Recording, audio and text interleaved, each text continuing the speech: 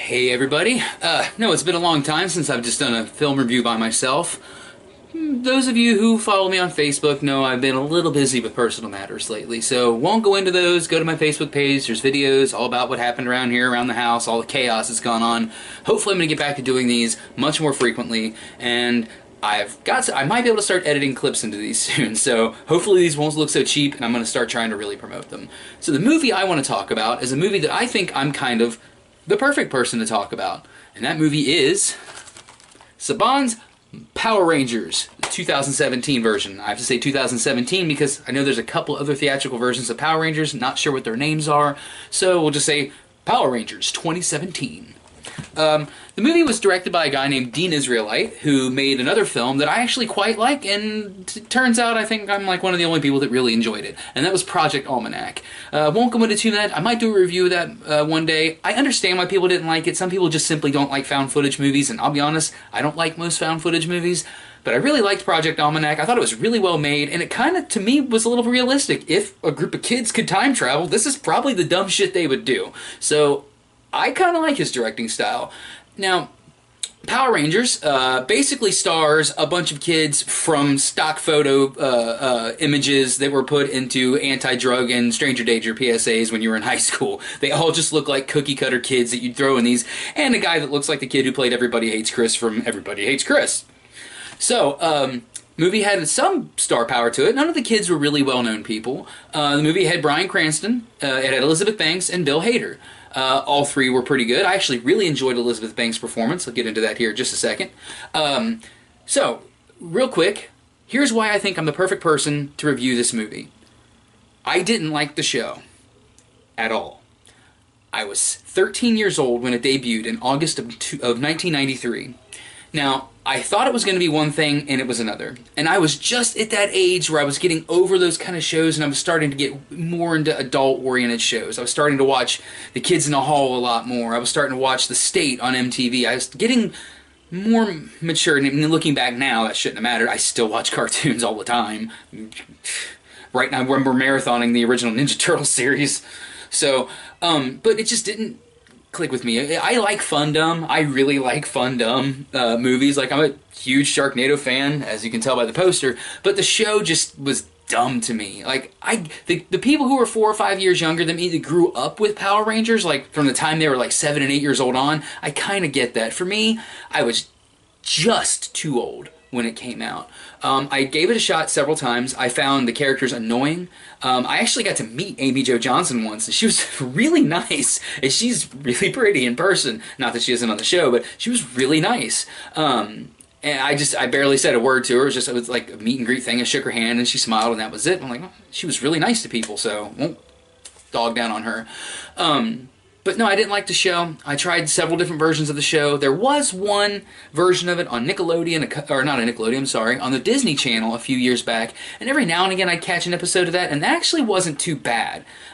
Still wasn't my thing. So I went to see this movie just because I try to see as much as I can now. I live right down the street from a theater that only costs $6 in the morning to go see shows. Why not go see it? So, me and my buddy, who always does the car reviews with me, Jeremy, we went to see the Power Rangers, like, why not? And it was another one of those cases when it was over, I was like, you know what? I didn't care for the show, but I'm typically the kind of guy that likes things to have more of a sense of humor, but this is the Power Rangers taken a little bit more seriously, and I quite enjoyed it. I did. I actually liked this movie quite a bit. I had a real good time. Now, by any means, is it, like, a good movie? No. It is not a good movie. But there are plenty of movies that are fucking horrible that I'm like, you have to see this movie. It's fantastic. Something can be fantastic and terrible at the same time. Power Rangers, I wouldn't say it's not terrible, but it's not a very good movie, but it's really entertaining. It really is a good turn your brain off and watch the impossible.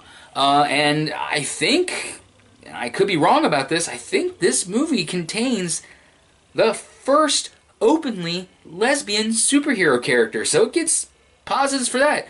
2017, it took that long, so that could be wrong. I'm talking live action. I know there's been some cartoon superhero films.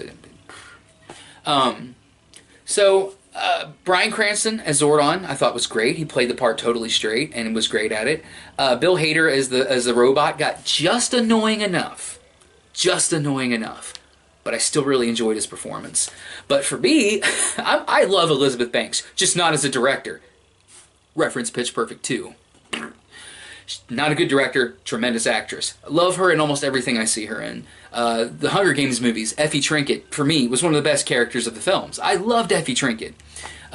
She just chews the scenery, literally chews the scenery in this movie.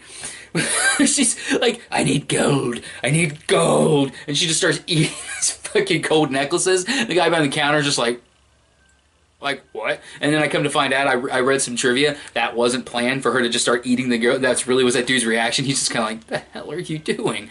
And there's some shit this movie gets, and I'm going to defend it, because the movie is a serious take on this, but it's still the Power Rangers. You can't take it too seriously. So everybody rags on them for the product placement of Krispy Kreme. I get so annoyed by the whole product placement in movies. How come nobody ever says anything about the very first Superman movie? Go watch the first Christopher Reeve Superman film, and after it's done, if you don't want to drink a Coca-Cola and smoke a Marlboro cigarette, I don't know what's wrong with you, because it's in the background, but it's always there. This one beats you over the face with like the whole this gem that I forget what the hell it was called. You Power Rangers guys could tell me. I've only seen the movie twice, once in the theater and once we got it on Blu-ray. Is located underneath the Krispy Kreme. That's very funny. I enjoy that. Why not throw some Krispy Kreme? Who doesn't like Krispy Kreme unless you're gluten-free and you still don't like it? You just can't have it. But she's sitting there like looks at it, takes a bite out of it, and she's like, this is really good. And the entire time shit's just blowing up. One of the walls blows off the fucking restaurant behind her, and she's still sitting there like, eating her Krispy Kreme. And they say Krispy Kreme like 1,000 times. They're not subtle about it. They're like, Krispy Kreme, eat fucking donuts. I'm okay with that. It doesn't bother me. I would hate for them to just be Ralph's Donut Shop, or like when you see a movie and it's like cola. No, make it a Pepsi. It's more realistic. I don't give a shit if it's product placement. It's more real.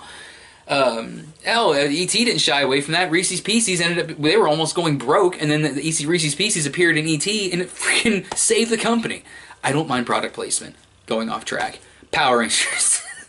I tend to do that. Especially when I don't have somebody sitting next to me to walk me back onto track. That's the nice thing about having somebody else there.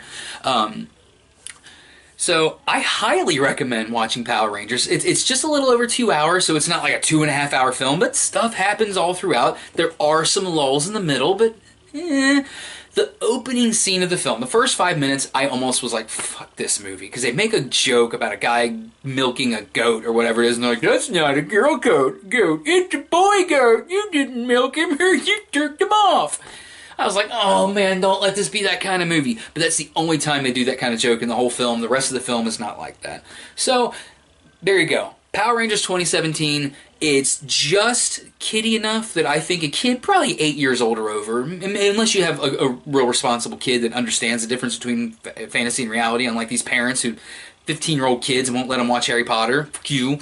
But especially if your kid is smart, they'll get the cartoony violence, and the violence is over-the-top cartoon violence. So I highly recommend Power Rangers just for the fun of it. Got nothing better to do Sunday afternoon. It's either raining or, like it's been over here, so humid you go outside and you literally feel like you just peed your pants. So days like that, sit, watch Power Rangers, have some fun, and I know this dates these videos, but next week I'm going to be back with the review for Atomic Blonde. I so cannot wait to see that movie. And then the week after that, I'm hoping my friend Matt and his family come with us to see The Dark Tower, because we're gonna. If my plan is to do a whole roundtable discussion, we'll have people who've never read the book, somebody like me who's only read 2.5 of the books, and my buddy Matt who's read all of them and is kind of an expert on the Dark Tower series. So it'll be really nice to have that kind of perspective. And I believe his wife Jen and his dad have both read all the books, so they can offer more perspective of was the movie accurate, was it not, because I can only give a little bit of that. So looking forward to that, and I'll see you all later. Bye.